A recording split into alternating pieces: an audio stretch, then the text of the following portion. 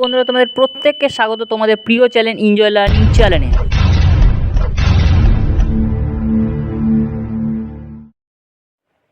তো বন্ধুরা তোমাদের প্রত্যেককে স্বাগত জানাই তোমাদের প্রিয় চ্যানেল এনজয় লার্নিং চ্যানেলে। তো দেখো, এর আগে অনেক ভিডিও আমি দিয়েছি, সেগুলো তোমরা আশা করি দেখেছো, কারণ ওখানে সব সাজেশন ব্যাপারে আমি দিয়েছি যে ক্লাস 10-এর, ঠিক আছে। কারণ তোমরা মাধ্যমিক দেবে মানে একটু সিরিয়াস হতে হবে, ঠিক আছে। তো আজকে আমি ডিসকাশন করব যে ক্লাস 10-এ কী কী ম্যাথ পড়ে, ঠিক আছে। অনেক হয়তো এরকম দিয়ে থাকে, হয়তো সাজেশন প্রোভাইড করে, বাট কী কী ম্যাথ পড়ে অধ্যায়ভিত্তিক কিন্তু কেউই তেমন করে প্রোভাইড করে না। তো আমি ভাবলাম আজকের ম্যাথ মানে ভৌতবিজ্ঞানের যে ম্যাথের ওপরে তোমাদের একটা ভিডিও বানাবো, ঠিক আছে। তো এখান থেকে অধ্যায়ভিত্তিক কী কী ম্যাথ তোমাদের করলে হয়ে যাবে এবং অঙ্কগুলো তোমাদের ঠিকঠাকভাবে করতে হবে এবং কতগুলো অঙ্ক করতে হবে সে বিষয়ে কিন্তু আজকে আমি ডিসকাশন বলে দেবো। অর্থাৎ তোমরা শিওর, কিন্তু ভৌতবিজ্ঞান কিন্তু অঙ্ক থাকে, তোমরা প্রত্যেকেই জানো মাধ্যমিকে। আর হ্যাঁ, আমার যেটা বলার, যে আমি সবসময় যেটা বলি, যে তুমি যদি চ্যানেল নতুন হয়ে থাকো ভাই, তো চ্যানেলটা সাবস্ক্রাইব করে পাশে থেকো। ওকে, তো চলো ম্যাথগুলো দেখে নেওয়া যাক, ঠিক আছে।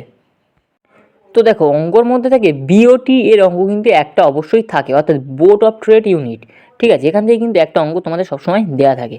কী অঙ্ক দেওয়া থাকে একটু দেখে নাও, যে একটা বাড়িতে 10টি 40 ওয়াট বাতি, একটি 80 ওয়াটের পাখা এবং একটি 80 ওয়াটের টিভি দৈনিক 6 ঘন্টা ধরে চলে, তাহলে 30 দিনের মাসে ওই বাড়ির মাসিক শক্তি ব্যয় কত, এবং বলে দেওয়া থাকে যে বিওটি এককে এর মান কত হবে, এবং প্রতি ইউনিটের দাম যদি 5 টাকা দেওয়া হয় তাহলে এর মাসে খরচ কত পড়বে, ঠিক আছে।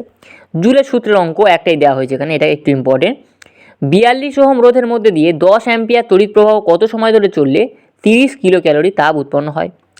নেক্সট, রাসায়নিক গণনা থেকে অঙ্ক দেওয়া হয়েছে, দেখো।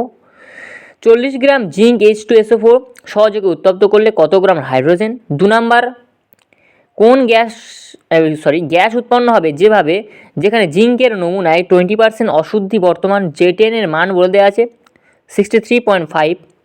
পরীক্ষাগারে STP-তে 560 ml H2S গ্যাস প্রস্তুত করতে কত গ্রাম ফেরাস সালফাইড লাগবে। অর্থাৎ Fe, অর্থাৎ ফেরাসটা বলে দিয়েছে যে 56, এসটা বলে দিয়েছে কত, অর্থাৎ সালফার কত বলে দিয়েছে 32, এবং অক্সিজেন বলে দিয়েছে 16। এই ধরে অঙ্কটা কিন্তু করতে হবে, ঠিক আছে। তো তোমরা যদি অঙ্কর উত্তরগুলো চাও তো আমাকে কমেন্টের মাধ্যমে জানাবে, অবশ্যই আমি তাদেরকে সেই উত্তরগুলো, অঙ্কের যে সব অঙ্কগুলো দেখাচ্ছি এর উত্তরগুলো অবশ্যই প্রোভাইড করব। ওকে, নেক্সট অঙ্ক দেখে নাও কী আছে। গ্যাসের আচরণের অঙ্ক। এখান থেকে কী কী অঙ্ক আছে দেখো।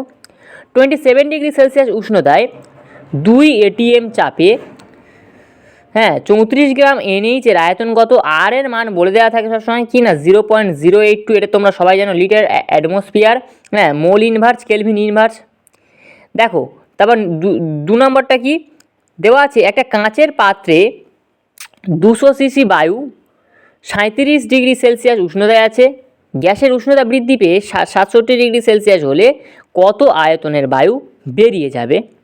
এবং লাস্ট প্রশ্ন অঙ্কের কি না 0 ডিগ্রি সেলসিয়াস উষ্ণতায় কোনো গ্যাসকে উত্তপ্ত করলে চাপ ও আয়তন উভয়ই দ্বিগুণ হয়।